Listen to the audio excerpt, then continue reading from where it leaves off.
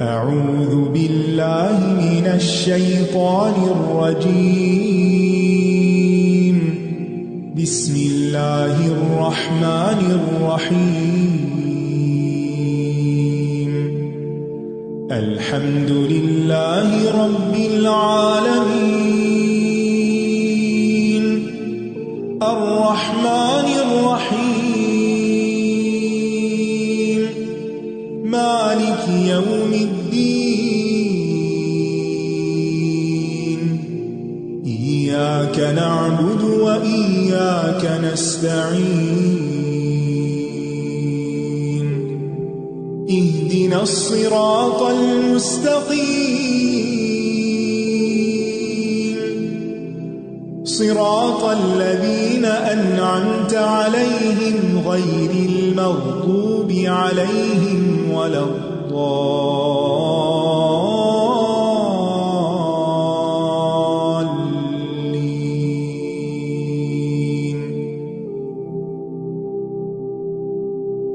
السلام علیکم ورحمۃ اللہ وبرکاتہ. نحمده ونصلی علی رسولہ الکریم. اما بعد فاعوذ باللہ من الشیطان الرجیم. بسم اللہ الرحمن الرحیم.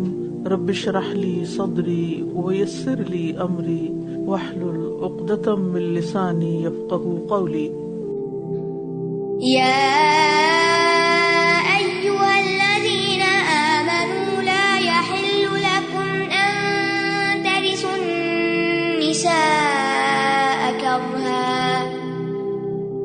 ولا تعضلوهن لتذهبوا ببعض ما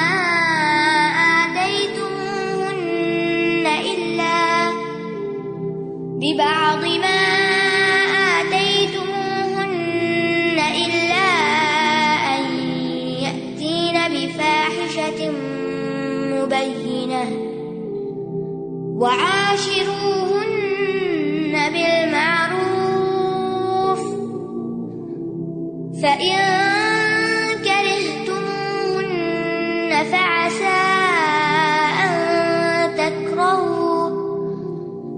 فعسى أن تكرهوا شيئا ويجعل الله فيه خيرا كثيرا.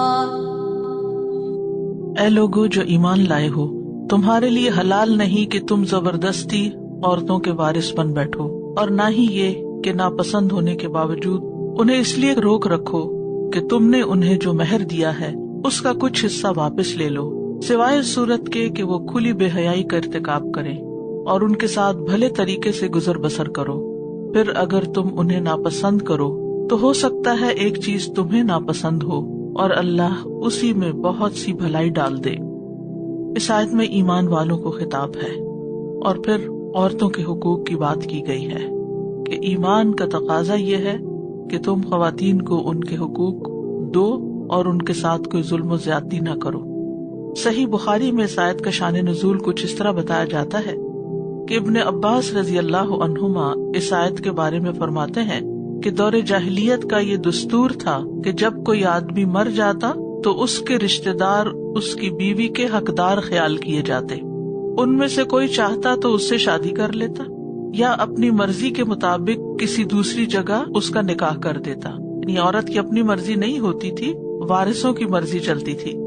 چاہتے تو بغیر شادی کے اسے پڑا رہنے دیتے، شادی نہ کرنے دیتے. یعنی عورت کے گھر والوں یعنی میکے کی بنسبت میت کے رشتہ دار یعنی شوہر کے رشتہ دار اس کے زیادہ حقدار خیال کیے جاتے تھے. اس زیادتی کے تدارک کے لیے یہ آیت نازل ہوئی. یعنی اس آیت میں جاہلیت کے طریقوں کی نفی کی گئی. جاہلیت کے طریقوں میں ایک صورت تو یہ تھی کہ مرنے والے کا کوئی قریبی رشتہ دار مثلاً بھائی یا چچا یا چچا زاد ایون بیٹا تک اس کو اپنی ملکیت سمجھتا اور اس چیز کا حق سمجھتا کہ وہ اس کے ساتھ جو چاہے سلوک کرے. عورت خواہ پسند کرتی یا نہ کرتی اس پر قبضہ کر لیتا. جیسے باقی وراثت کے مال پہ قبضہ کرتے تھے ایسے ہی عورت پہ بھی قبضہ کر لیتے. اور پھر بعض اوقات یہ کہ اس کو شوہر کی میراث میں سے کچھ بھی نہیں دیا جاتا تھا، حتیٰ کہ مہر بھی اگر شوہر نے ادا نہیں کیا تو وہ مہر بھی اس کا نہیں دیا جاتا تھا، جو کہ ایک قرض ہوتا تھا شوہر کے اوپر.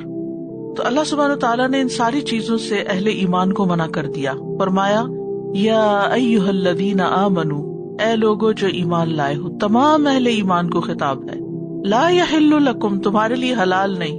تو جو چیز حلال نہیں پھر کیا ہے؟ وہ حرام ہے. ان ترثوا النساء کرہا، کہ تم زبردستی عورتوں کے وارث بن جاؤ. یعنی جیسے تم میت کے مال کے وارث بنے ہو، ایسے ہی تم عورت کے وارث بننے لگے ہو. یہ تمہارے لیے جائز نہیں.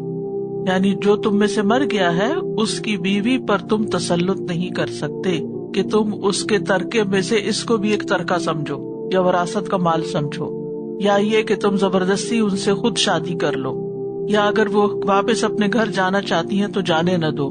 تو بیوہ کو اپنے بارے میں خود فیصلہ کرنے کی اجازت نہ تھی. اسلام نے آ کر اس کو یہ اجازت دی. سورۃ البقرہ کی آیت نمبر 234 میں آتا ہے والذین یتوفون منکم ویذرون ازواجا یتربصن بانفسہن 4 اشہر و10 فاذا بلغن اجلہن فلا جناح علیکم فیما فعلن فی انفسہن بالمعروف واللہ بما تعملون خبیر. اور جو لوگ تم میں سے فوت کیے جائیں اور بیویاں چھوڑ جائیں، وہ بیویاں اپنے آپ کو 4 مہینے اور 10 راتیں انتظار میں رکھیں، یعنی عدت گزاریں.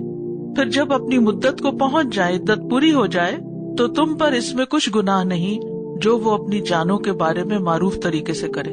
یعنی اب ان کو آزاد چھوڑ دو کہ وہ اپنے بارے میں خود ڈیسائیڈ کرے. اسی گھر میں رہنا چاہتی ہیں، شوہر کے کسی رشتے دار سے شادی کرنا چاہتی ہیں، واپس میکے جانا چاہتی ہیں، کہیں اور شادی کرنا چاہتی ہیں، اب یہ ان کی مرضی، تم ان کے اوپر زبردستی نہیں کر سکتے.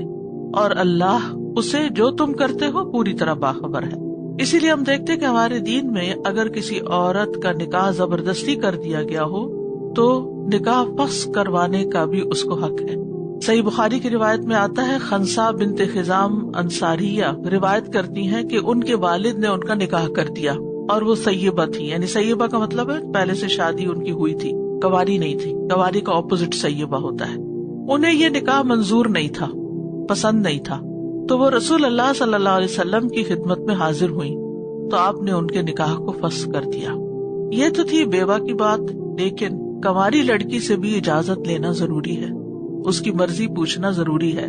رسول اللہ صلی اللہ علیہ وسلم نے فرمایا عورتوں کا نکاح کرتے وقت ان کے نفسوں کے بارے میں ان سے مشورہ کیا کرو.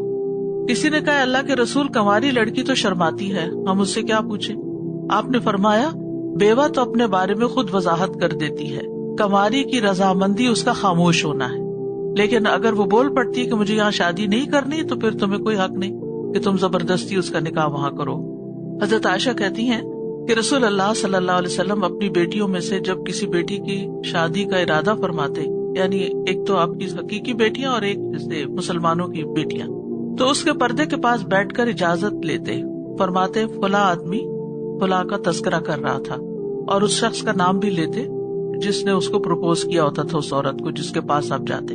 اگر وہ خاموش رہتی تو اس کے ساتھ اس کی شادی کر دیتے، اگر وہ ناپسند کرتی تو پردہ گرا دیتی، یعنی مجھے شادی نہیں کرنی، تو آپ اس کی شادی نہیں کرتے تھے. پھر فرمایا وَلَا تَعْدُلُوهُنَّ لِتَذْهَبُوا بِبَعْدِ مَا آتَيْتُمُوهُنَّ إِلَّا أَن يَأْتِينَ بِفَاحِشَةٍ مُبَيِّنَةٍ، اور نہ ان کو روکو لِتَذْهَبُوا بِبَعْدِ مَا آتَيْتُمُوهُنَّ، تاکہ تم لے جاؤ بعض حصہ اس کا جو تم ان کو دے چکے ہو. الا یاتین بفاحشۃ مبینہ، مگر یہ کہ وہ کھلی بے حیائی کا ارتکاب کریں.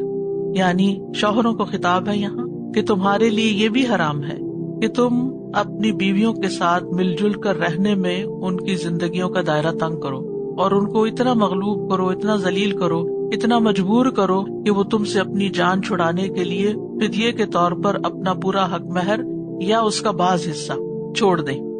یعنی بعض اوقات یہ کہ ایک شوہر اپنی بیوی کو رکھنا بھی نہیں چاہتا، تنگ کرتا ہے اس کو، لیکن طلاق بھی نہیں دیتا. کیا چاہتا ہے؟ عورت خلا لے، اور جب وہ خلا لے گی تو پھر اس کو کیا کرنا ہوگا؟ مہر واپس کرنا ہوگا. تو ایسی صورت میں یہاں پر کیا حکم دیا گیا؟ یہ رویہ اختیار نہیں کرنا. اللہ تعالیٰ نے اس سے بھی منع کر دیا. لیکن آپ دیکھیں ہمارے معاشرے میں کیا ہو رہا ہے. اتنی مثالیں ایسی کہ جہاں عورت کو نہ رکھتے ہیں، نہ بساتے ہیں، نہ چھوڑتے، کہ نہ بسانا ہے نہ طلاق دینی ہے. ٹھیک ہے جاؤ خلا لے لو.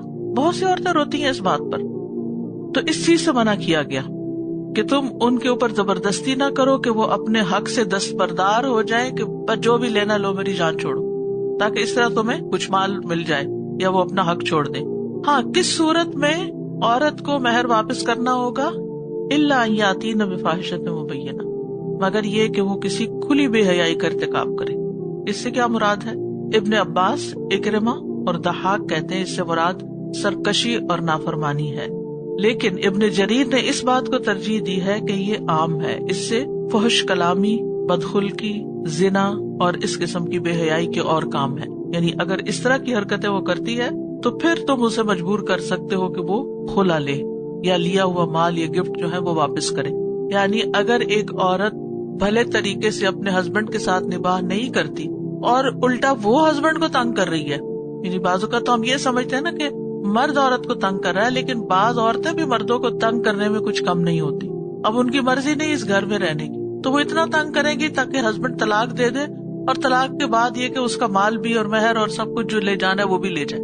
تو ایسی صورت میں اللہ تعالیٰ نے انصاف سے کام لیا کہ الا ان یاتین بفاحشۃ مبینہ، اگر قصور عورت کا ہے اور عورت جو ہے وہ بے حیائی والی حرکتیں کر رہی ہے جس میں گالی گلوچ ہو سکتا ہے، جس میں زنا ہو سکتا ہے، کسی مرد کے ساتھ چھپی دوستی ہو سکتی ہے اور اس کا شوہر کو پتہ چل جاتا ہے، تو ایسی صورت میں پھر مرد جو ہے وہ حق رکھتا ہے، یعنی اگر زیادتی عورت کی طرف سے ہو رہی ہو۔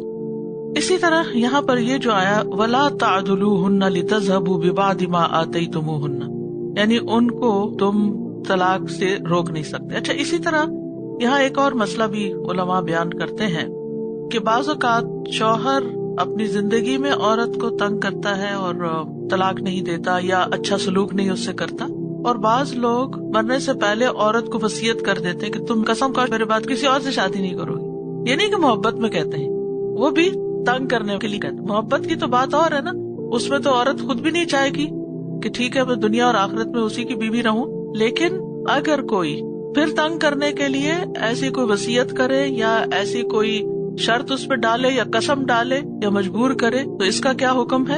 ابن عثیمین کہتے ہیں کہ کسی شوہر کے لیے جائز نہیں کہ وہ اپنی بیوی کے لیے یہ شرط رکھے کہ وہ اس کے بعد کسی سے شادی نہیں کرے گی، کیونکہ یہ شریعت کے منافی ہے۔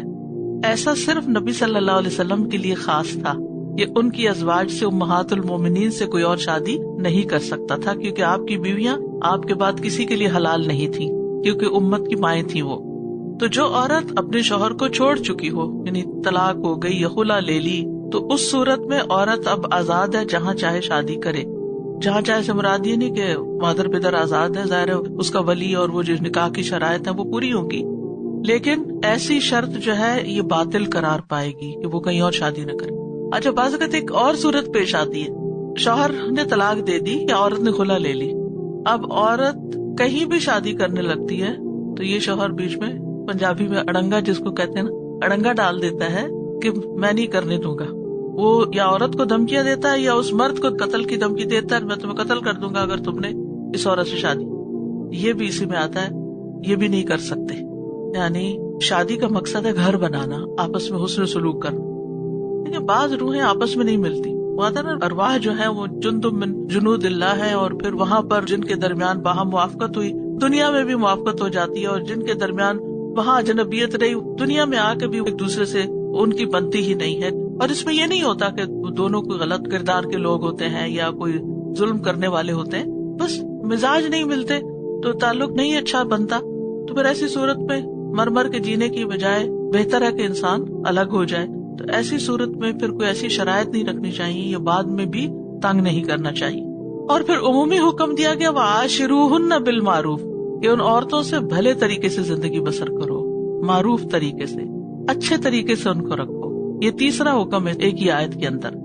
اچھا رکھنے کا کیا مطلب ہے؟ کہ اس کا حق مہر دو شادی کے وقت، اور بعد میں خرچہ بھی دو اس کو۔ اگر شادی کے وقت کوئی شرط طے ہوئی ہے تو اس شرط کو پورا کیا جائے، باتوں میں اپنائیت ہو، اس کے سامنے بغیر کسی قصور کے کراہت اور منہ بسورنے کا انداز اختیار نہ کیا جائے۔ یعنی بعض مردوں کی عادت ہوتی ہے، وہ سمجھتے ہیں کہ ہم بہت روب رکھیں گے بیوی پہ تو یہ ہمارے قابو میں رہے گی۔ یہ بھی ایک عجیب سا تصور ہے، یعنی محبت سے کسی کا دل جیتنا ہی تو اصل جیت ہے، بنسبت اس کے کہ آپ ظلم زبردستی کر کے اور دھوس جما کے آپ کسی کو سمجھے کہ اس کو میں نیچا کر دوں گا، اس کو توڑ کے رکھ دوں گا، تو یہ کسی مسلمان کا طریقہ نہیں ہو سکتا. اسی طرح شوہر کے لیے جائز نہیں کہ وہ بیوی کے ساتھ سخت اور تیز و تند لہجے میں بات کرے یا گالی گلوچ کرے، اور اسی طرح نہ ہی چھپ چھپا کے اپنی بیوی کے علاوہ کسی اور عورت سے چھپی دوستی کرے. یہ ساری چیزیں ازدواجی تعلقات کو خراب کرنے والی ہیں، اور اس کے علاوہ بھی جو چیزیں آپس کے تعلقات کو خراب کرتی ہیں ان سے بچنے کی ضرورت ہے. مرد کے ذمے عورت کے کچھ حقوق ہیں. نبی صلی اللہ علیہ وسلم سے ایک آدمی نے سوال کیا کہ بیوی کا شوہر پر کیا حق ہے، یعنی بیوی کے کیا حقوق ہیں. آپ نے فرمایا جب خود کھائے تو اسے بھی کھلائے، یعنی کہ باہر خود جا کے اچھا کھانا کھا پی کے آ جائے اور گھر میں گروسری بھی ڈال کے نہ دے. جب وہ پہنے تو اسے بھی پہنائے. تو ایسا نہ ہو کہ اپنے لیے تو اچھے جوڑے بنوا لے اور بیوی کو پتہ ہی نہ کرے کہ اس نے کیا پہننا ہے.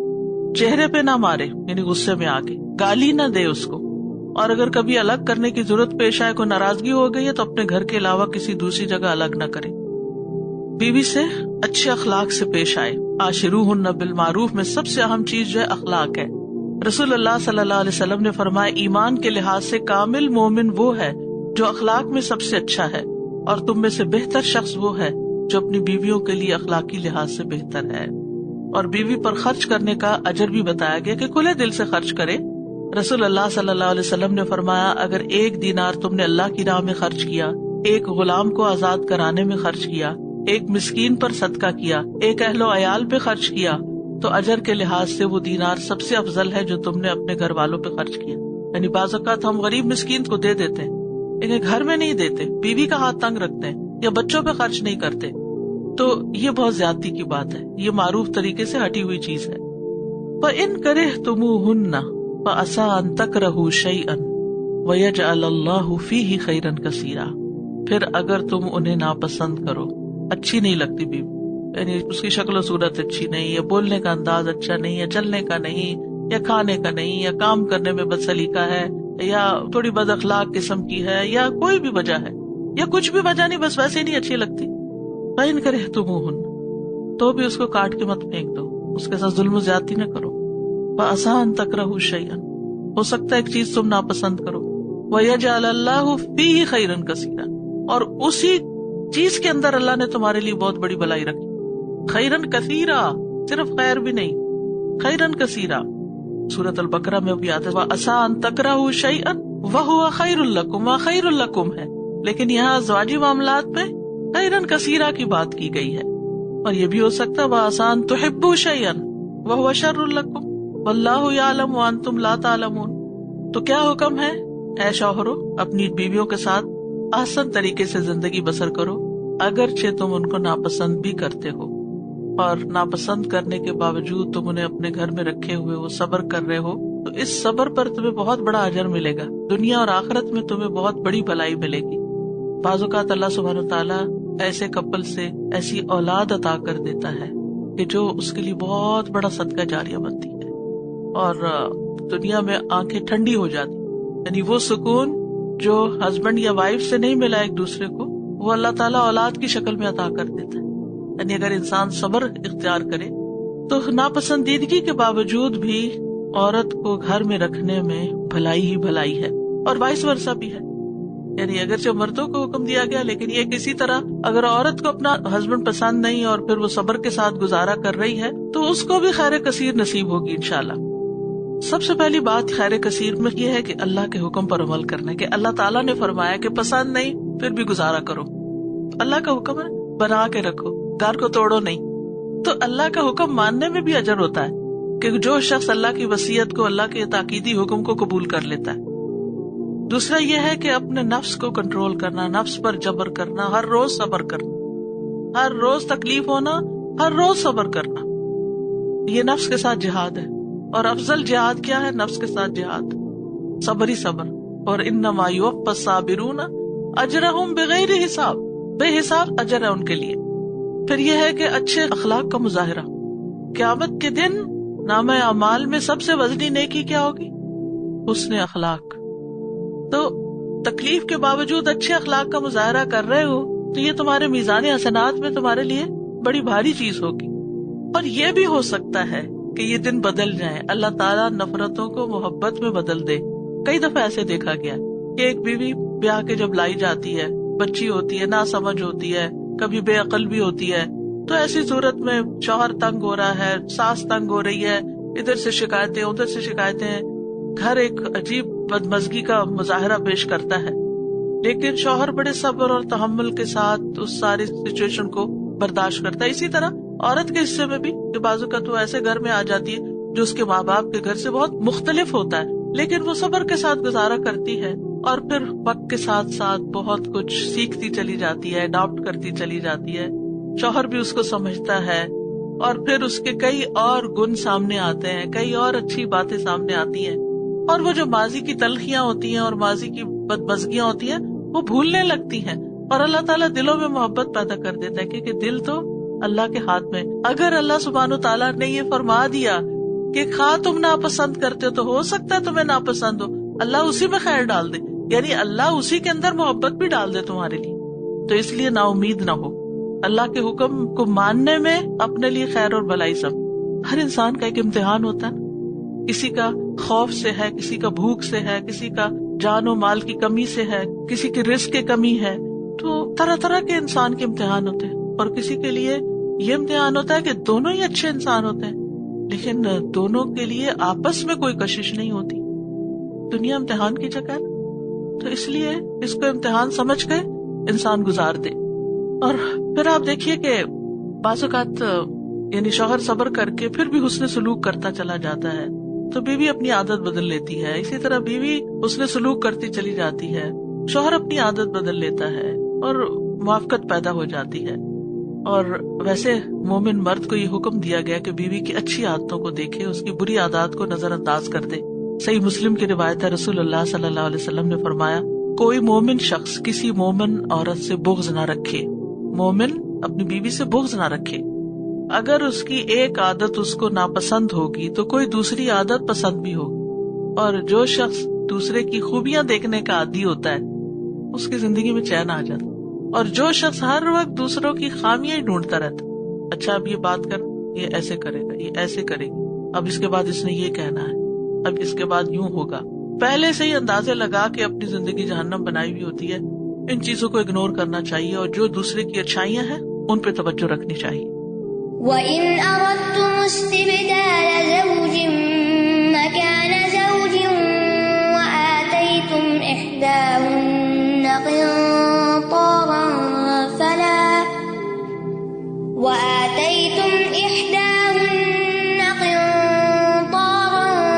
فَلَا تَأْخُذُوا مِنْهُ شَيْئًا أَتَأْخُذُونَهُ بُهْتَانًا وَإِثْمًا مُبِينًا۔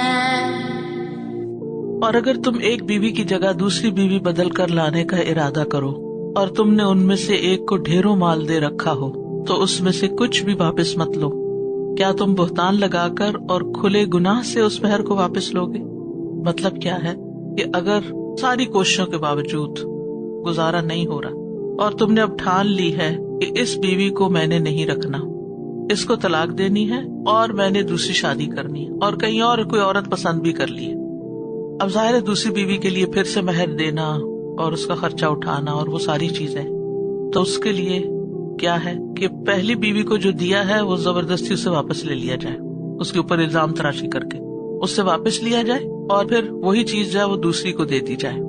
अल्लाह सुब्हानो ताला इंसानों के नफ्सियात जानता है ना, इंसानों के दिलों के अंदर उठने वाले वसवसों तक को जानता है। वना अलमु मा तुवस्विसु बिही नफ्सु, कि दिलों में क्या ख्यालात आ रहे हैं, ये क्या प्लानिंग हो रही है, क्या मंसूबे बन रहे हैं।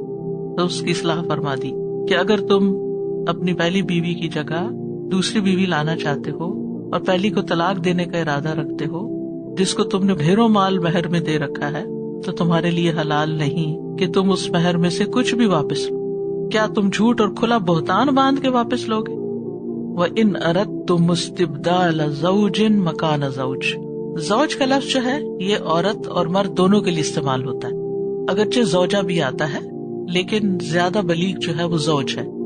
और यहाँ पर फरमाया व आतैतुम इहदाहुन्ना क़िंतारन, अगर तुमने उनमें से एक को यानी जुदा होने वाली बीवी को या पहली बीवी को ढेर माल दे रखा हो। क़िंतार, क़िंतार कहते हैं जैसे एक बैल की खाल उतार के जैसे रखी जाती है اس کو اگر سونے سے بھر دیا جائے تو یہ قنطار ہوتا ہے.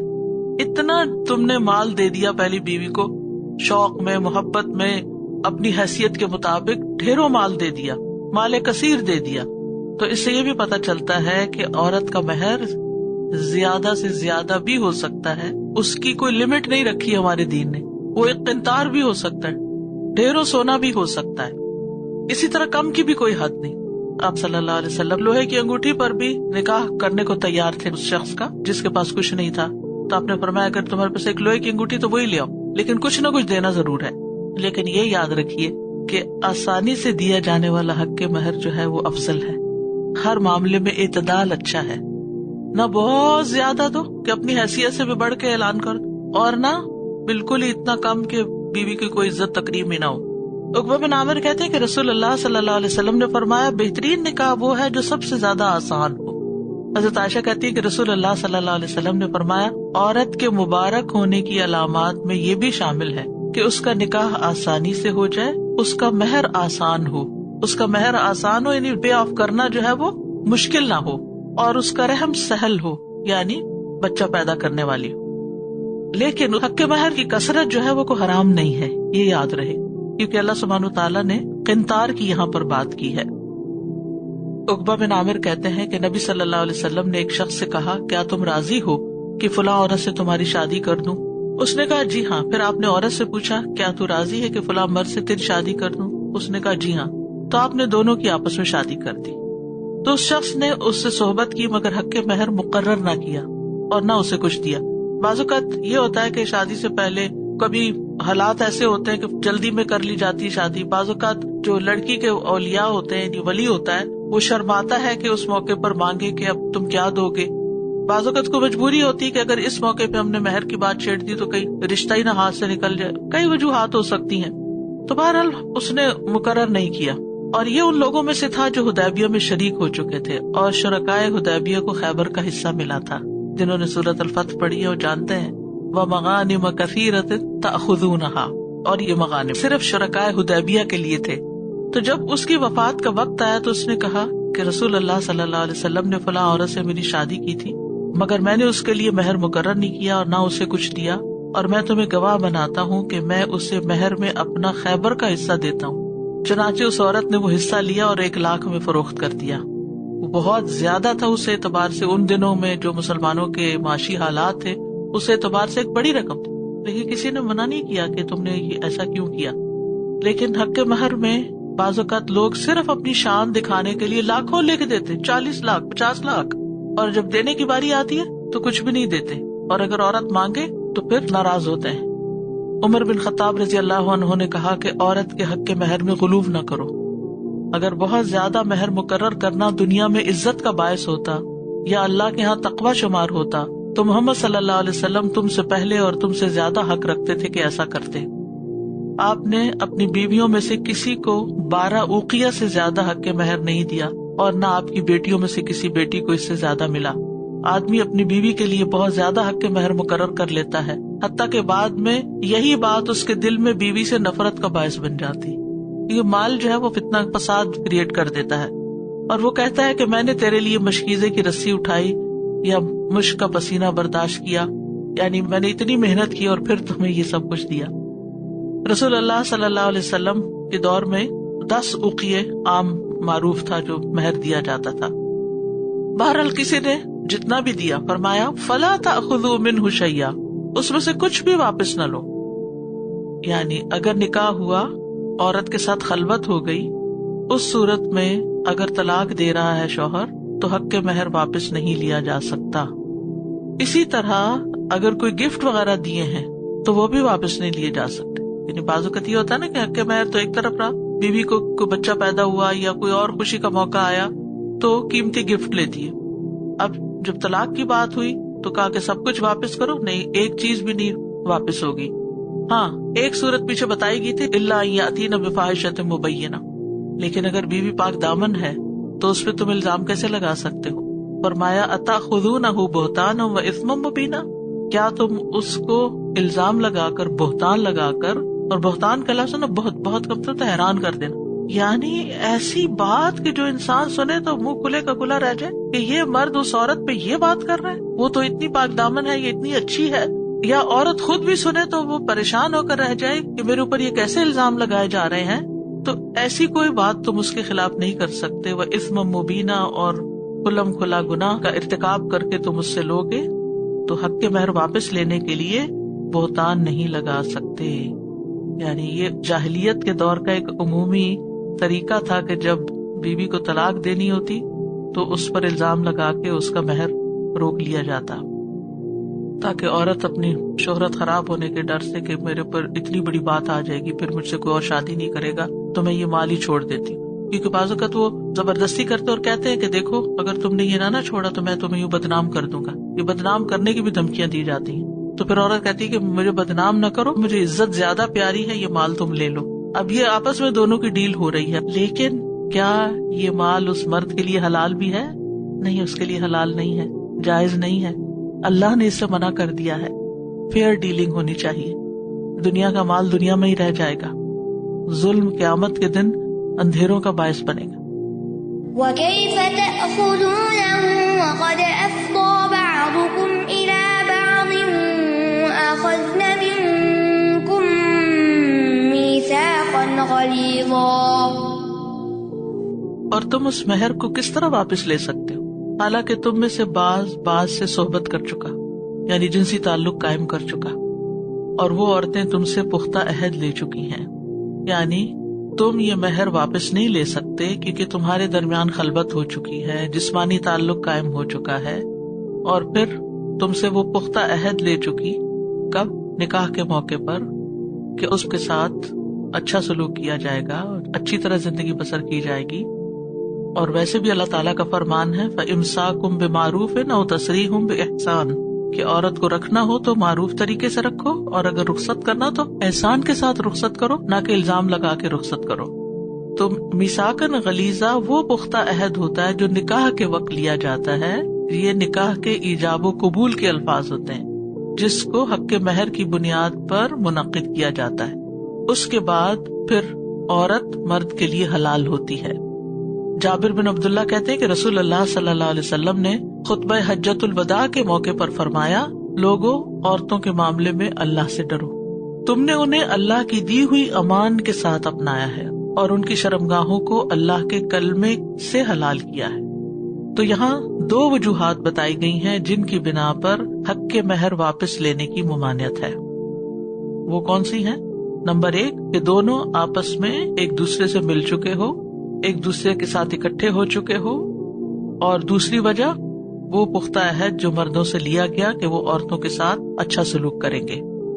وَلَا تَنكِحُوا مَا نَكَحَ آبَاؤُكُم مِّنَ النِّسَاءِ إِلَّا مَا قَدْ سَلَفَ إِنَّهُ كَانَ فَاحِشَةً وَمَقْتًا وَسَاءَ سَبِيلًا.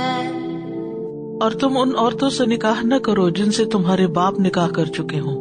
باپ کی بیوی سے نکاح نہ کرو سوائے اس کے جو پہلے گزر چکا دور جاہلیت میں. یقیناً وہ ایک بے حیائی کا کام اور قابل نفرت عمل اور بہت ہی برا راستہ ہے.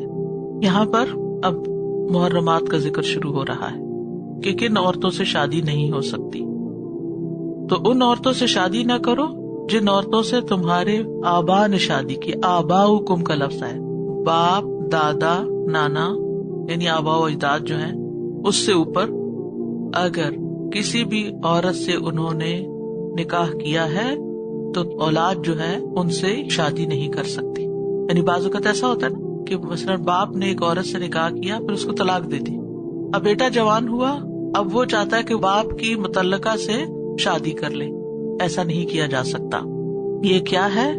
یہ بہت ہی کبیح کام ہے، بے حیائی پہ مبنی ہے، قابل نفرت ہے، بہت برا طریقہ ہے، یعنی جاہلیت کا یہ طریقہ. وَلَا تَنكِحُوا مَا نَكَحَ آبَاؤُكُم مِّنَ النِّسَاءِ إِلَّا مَا قَدْ سَلَفَ، مگر جو پہلے ہو چکا سو ہو چکا. کیونکہ دور جاہلیت کے کچھ آثار تو دور رسالت میں بھی موجود تھے نا. یعنی ہم بھی دیکھیں نا، جب کوئی آیت پڑھتے ہیں تو ہم فوراً کیا شروع کر دیتے ہیں؟ سیلف انالیسس شروع کر دیتے ہیں کہ اچھا ہم تو نہیں کچھ ایسا کر رہے، ہمارے گھر میں تو نہیں یہ ہو رہا. ہمارے خاندان میں تو نہیں کوئی ایسا، ہمارے جاننے والوں میں تو نہیں کوئی ایسا جس کے ساتھ یہ ہو چکا ہو. ایک دفعہ میں دورہ قرآن کروا رہی تھی اور میں نے اس وقت بتایا کہ 2 بہنوں کا نکاح ایک شخص سے نہیں ہو سکتا نا، ابھی آ جائے گا یہی حکم. تو ایک عورت آ گئی میرے پاس، وہ کہتے تھے ہمارے جاننے والوں میں سے ایک شخص نے 2 بہنوں سے اکٹھی شادی کی ہوئی اور اس وقت بھی ان کو اکٹھے رکھا ہوا ہے. لا حول ولا قوت الا باللہ. ایک اسلامی ملک میں ایک مسلمان شخص قرآن کے حکم کی صریح خلاف ورزی کر رہا ہے، لا علمی ہوگی یا کسی نے روکا ہی نہیں، یا پھر دونس باندھ لی کہ ہم جو چاہیں کریں، ہمیں کون ہے روکنے والا. اللہ عالم کیا وجہ ہوگی، لیکن یہ ہے کہ معاشرے کے اندر ایسی مثالیں ہوتی ہیں تو پھر لوگ پریشان ہو جاتے ہیں. یہ غلطی تو ہم نے کی تھی، اب کیا ہو. فرمایا الا ما قد سلف، جو ہو چکا سو ہو چکا، اس کو تو اب انڈو نہیں کیا جا سکتا نا، تو ہو گیا، اس کو تو اللہ تعالیٰ معاف کرنے والا ہے. لیکن یہ یاد رکھو یہ عمل اچھا نہیں. انہ کان فاحشہ، یہ فاحشہ ہے. فاحشہ کا لفظ زنا کے لیے بھی استعمال ہوتا ہے، یعنی یہ زنا کے مشابہ ہے. ومقتن، مقت کا لفظی مطلب ہوتا ہے نفرت، کراہیت، یعنی یہ چیز اللہ تعالیٰ کے ہاں نفرت اور ناراضگی کی بات ہے. اور جو عقل سلیم رکھتے ہیں اور صاحب اخلاق لوگ ہیں ان کے نزدیک بھی یہ چیز انتہائی ناپسندیدہ ہے. یعنی اللہ کی ناراضگی کا سبب بھی ہے اور مخلوق کی ناراضگی کا سبب بھی ہے. کیسے؟ اب اگر کوئی باپ دیکھے کہ اس کے بیٹے نے اس کی متعلقہ سے شادی کر لی ہے تو باپ بیٹے سے خوش ہوگا؟ کیا ہوگا؟ ناراض ہوگا. یہ ہے مقت، یہ ہے ناراضگی. ماں اس کی کیا کہے گی؟ وہ بھی ناراض ہوگی، سارا خاندان لان تان کرے گا. بیٹے کو تو باپ سے حسن سلوک کا حکم ہے، اس کی ناراضگی مول لینے کا تو نہیں ہے. وساء سبیلا، اور یہ بہت برا راستہ ہے. یہ دور جاہلیت کی قبیح رسموں میں سے ہے جس میں عورت کا کوئی مقام نہیں تھا اور اس کے ساتھ طرح طرح کی زیادتیاں ہوتی تھی. تو اللہ سبحانہ وتعالیٰ نے باپ کی منکوحہ سے نکاح کو حرام قرار دے دیا اور اس پر سب کا اجماع ہے. اور اس کی سزا کیا ہے؟ معاویہ بن قرہ اپنے والد سے روایت کرتے ہیں کہ مجھے رسول اللہ صلی اللہ علیہ وسلم نے ایک شخص کی طرف بھیجا جس نے اپنے والد کی بیوی سے نکاح کر لیا تھا اور مجھے حکم دیا کہ میں اسے قتل کر دوں اور اس کا مال ضبط کر لوں. یہ ابن ماجہ کی روایت ہے. یعنی اتنا بڑا جرم ہے. تلاوت سنیے آیات کی. يا أيها الذين آمنوا لا يحل لكم أن ترثوا النساء كرها ولا تعضلوهن لتذهبوا ببعض ما آتيتموهن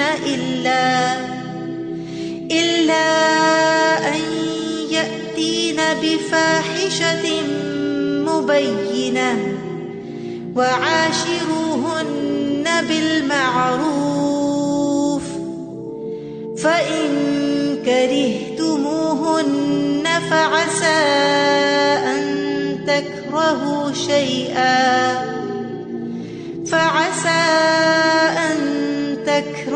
شيئا ويجعل الله فيه خيرا كثيرا وَإِنْ أَرَدْتُمُ اسْتِبْدَالَ زَوْجٍ مَكَانَ زَوْجٍ وَآتَيْتُمْ إِحْدَاهُنَّ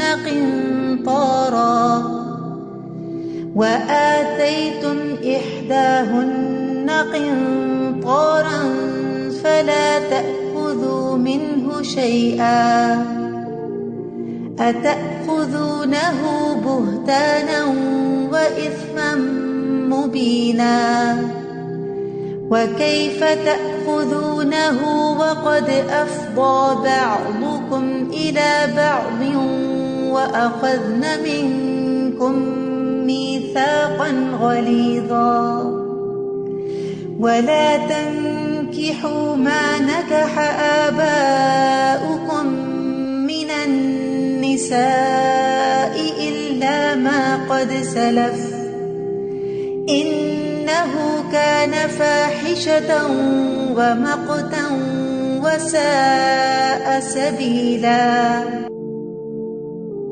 وآخر دعوانا ان الحمد للہ رب العالمین.